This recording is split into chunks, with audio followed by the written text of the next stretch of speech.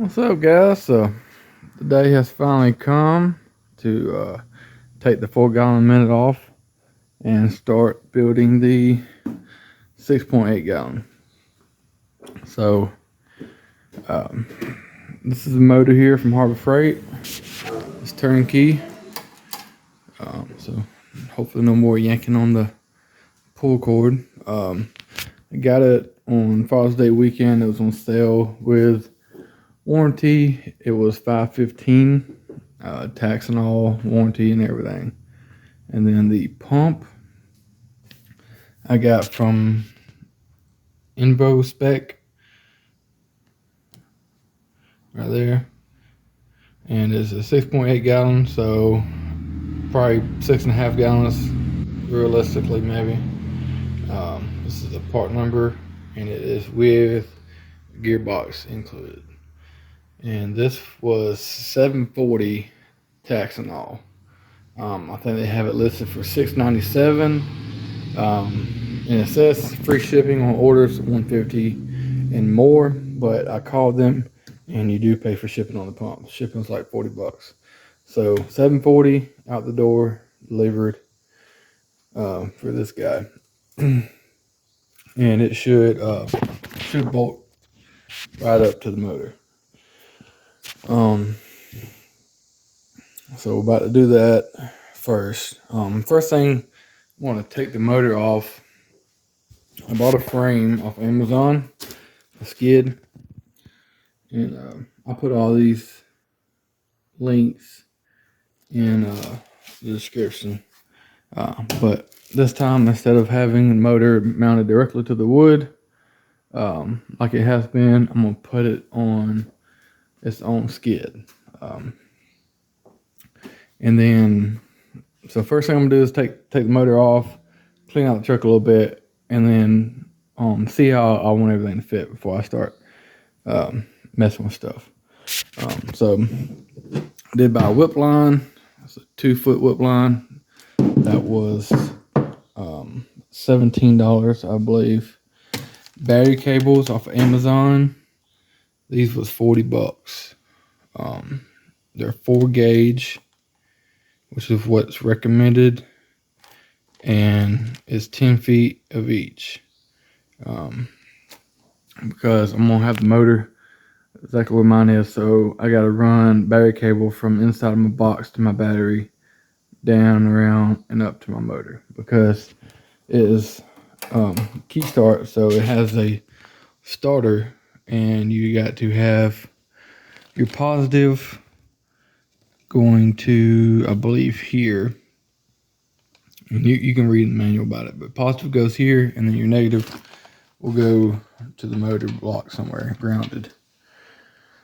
And run that to the battery, and you'll be good to go, and that should work. So that's the plan for that. But these was $40. I got 10 feet a piece. You might not need that much, but that's how much I needed, and hopefully that'll be enough. So I got an unloader block, and this was $33. It was recommended by Heath Phelps to have the unloader attached to the block and not straight to the pump. So $30, we'll take his advice and do that. This is a AR unloader that I had gotten whenever I started building my rig to begin with, so I will be using it. I had it on the truck for a few weeks, I think, before I took it off. But it has a bypass, and that is why we need that. Well, I mean, this pump doesn't have one that comes with it, but if you get one, definitely make sure it has the option for bypass. I believe that's my prime reason why I've been going through so many pumps, is they are not bypassing water. And then I got some of these off Amazon. You can't really tell what they are, but they are 3/8 male to male, and that is to put this to that, basically. But I went ahead and bought 4 because it's about the same price as buying one. And then this is my remote downstream injector. I will make a separate video on that. That way to make it easier for people to find that are just looking for that specifically. But back to the build. So this build, all in all, costed $1,450. So $515 for this guy, $740 for that, 40, 17, 33, 105, and then including the unloader, I think it was about 50. So $1,500 all in all, and you can have a turnkey 6.8 gallons per minute. So remember, the Predator that I've been using was about $1,100 with warranty. So $400 more, and you can have from 4.2 gallons to 6.8 gallons. So that's a big jump for just $400 more. And $400, it's a lot of money to some people, but in reality, it's not a lot of money. So, I also got hour meter. I didn't include that. These are $10. So, you can't reset these. So, the one that is on there, right there, it'd be trashed, I guess. Well, I mean, I'll keep it with that machine because it's accurate for that machine. Actually, no, it's not. No, it's not. That hour meter's from my last machine. So, I probably got, I don't know, 30 hours on that machine, if that. So, but I'll be having this installed because I like keeping up with how long my machine's been running and whatnot. So, about to get started. First thing I'm gonna do is take that machine off, clean out the truck a little bit, and then I will start messing with this, and I'll get you some footage of putting it together, the steps I'm taking, and everything I'm using and whatnot. So we'll see y'all in a little bit. All right, guys. So got the full gallon off and put back on this original frame. Got the new one mounted here. You got you got 3 different holes here, and it lines up on both of them.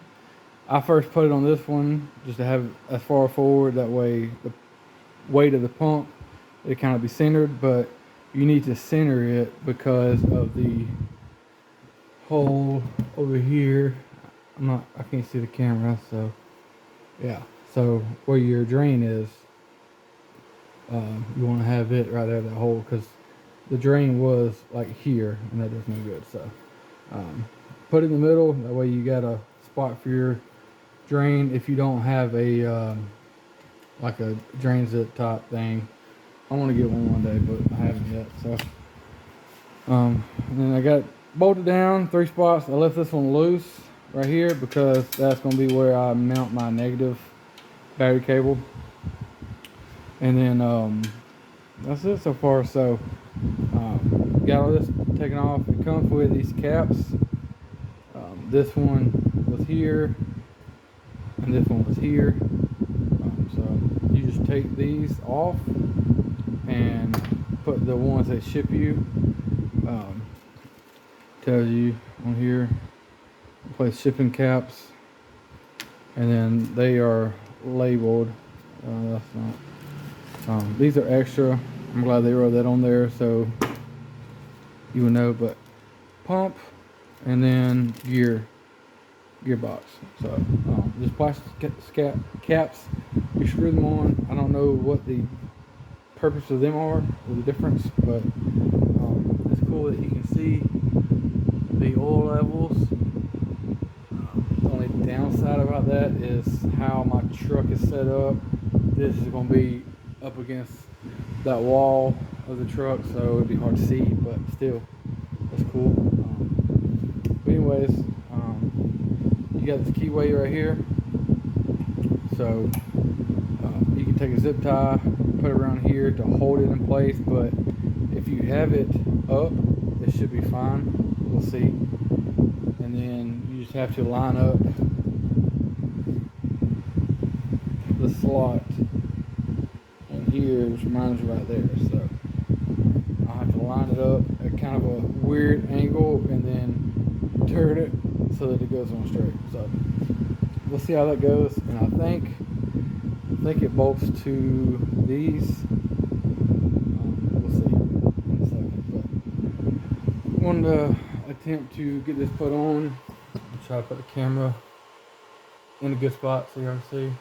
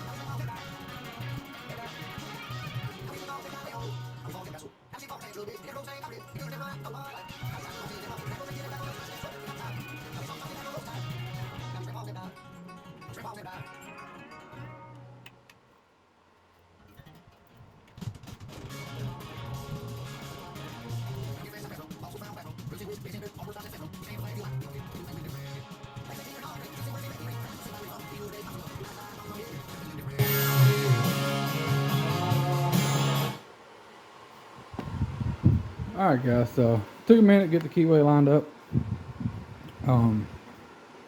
But got it lined up, and you will have a little bit of gap. I mean, it'll close up some, but you have a bit of a gap right here, and you got these brass pieces that go in there, and then you got holes here, but the bolts don't fit. So my machine, they line up here, and then there. So, but anyway, so she's on there now. Now I just gotta tighten it down. And Kentucky Wash Pro, shout out to Jeremy with Kentucky Wash Pro. If you don't follow him on YouTube, you definitely should. He puts out great content. I've been watching him for over a year now, and I watched his video doing this exact same thing several times the past week or two. So he, if you're interested in doing this build and you're watching this video for that reason, go watch his videos too. Kentucky Wash Pro, I think there's 3 of them. And he did a good video too on building this. So about to tighten these down, and then we'll go from there. Alright guys, so got it bolted up. On here you have these little rubber caps. You have your flathead sticking there, and get them out.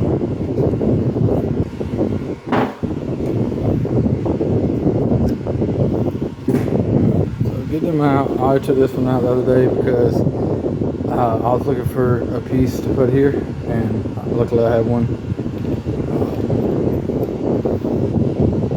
I don't know what this was. Maybe the water filter or something. I had it on something, but I just want to make sure I had the piece I didn't have to order it. So this is this hole here, I believe, is 5/8 female. Just don't have any markings on it, but I believe this is 5/8, and then this one is 3/8. So this one 5/8 and going to a barb, because I don't have a regular hose pipe in my truck. I got that 5/8 hose, but I'm gonna put some tape on here in a minute. But gotta go there. That's water coming in, and this is water going out. So we have a whip line, and this one is a swivel end. So I will I'll put the non-swivel end over here.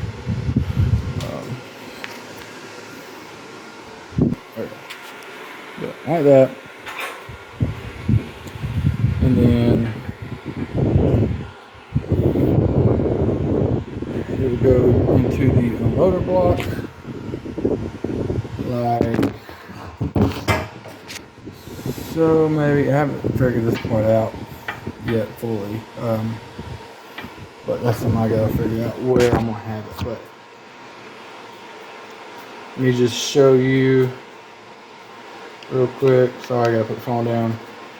Right. Go into the unloader block, and then this guy will go this way, something like that. But I gotta take these quick connects off. But I'll do all that, get all that done, and then show you what we got. Because it's easier to explain when I'm done. So. All right, guys. So there it is.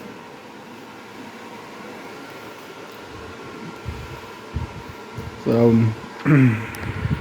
went from the whip line down to the unloader that I mounted here. It's kind of tricky to get to, but this is the best way for everything to work as far as being able to use this and have the connection come out here and not come out sticking way out this way. Because if I can keep, everything away from going this way, that's better for how my setup is. So water coming in, pressure line coming out, and then bypass right there. And then I have room to adjust this, but I won't ever really use this, honestly. I'll make sure it's adjusted correctly, which I think it's all the way adjusted right now. So but that's it. The 6.8 gallon per minute, 3,500 psi. Everything's mounted.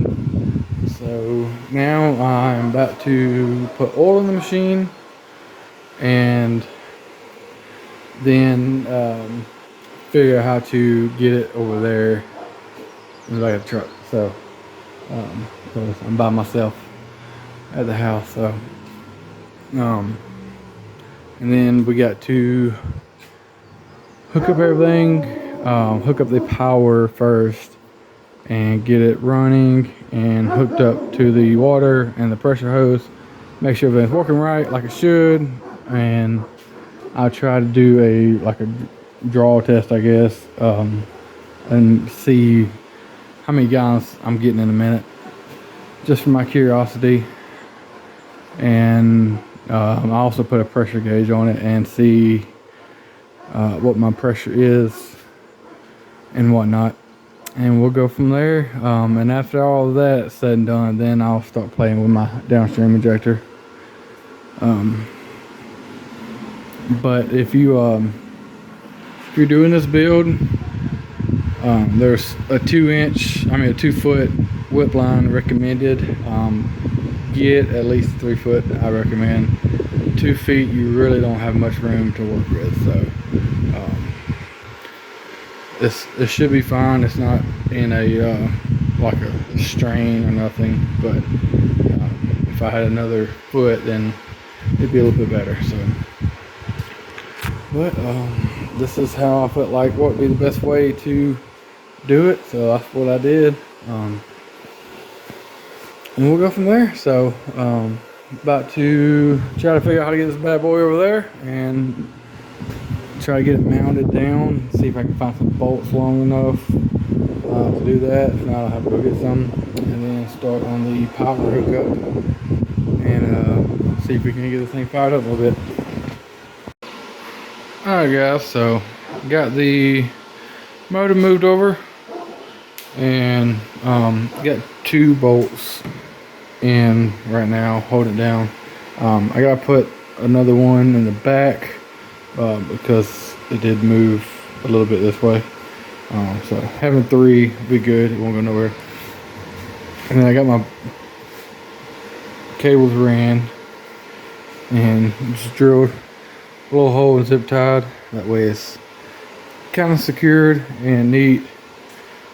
Just going up in here to my battery inside there. So and she works. I'm not going to start it, but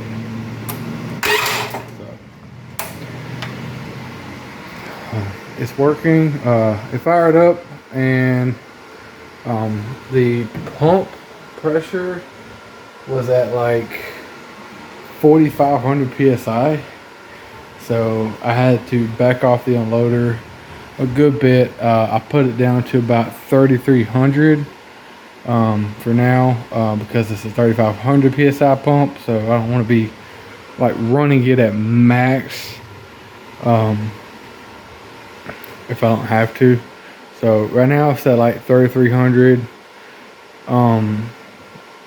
And whenever the first time I used it, I let it run for a little while, and then I put a pressure tip on and sprayed. And every time I sprayed, it would bog the motor down so bad that it almost cut off. And I was like, what in the world, you know? And that's why. It's because the unloader was set so high that it was bogging down the motor. So running it at 3,300, it seemed to be fine. It bogged it down a little bit, but it was good. And I did a bucket test the best I could. I filled up a 5-gallon bucket in like 43 seconds. So I'm between 6.5 to 7 gallons a minute. So I'm happy with that. I'll try to do a more accurate one day. What else? Oh, the bypass is working. So you see running right there, back up into there. So whenever I'm off of the trigger, it's bypassing the water back in there. So that's cool. Nothing's leaking. So that's also very awesome. Yeah, that's about it. So I got to put my hour meter on in a second, and definitely recommend getting one of these. They're $10. They got a bunch of different colors.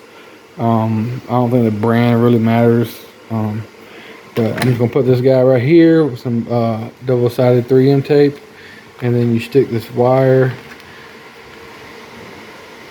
down in there all the way, and then you run it up and wrap it around your spark plug rubber right here. You just wrap it around there 3-4 times, and it will keep up with your run time.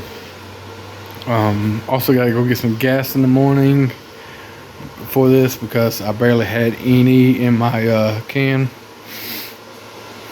And yeah, that's about it. So motor is done.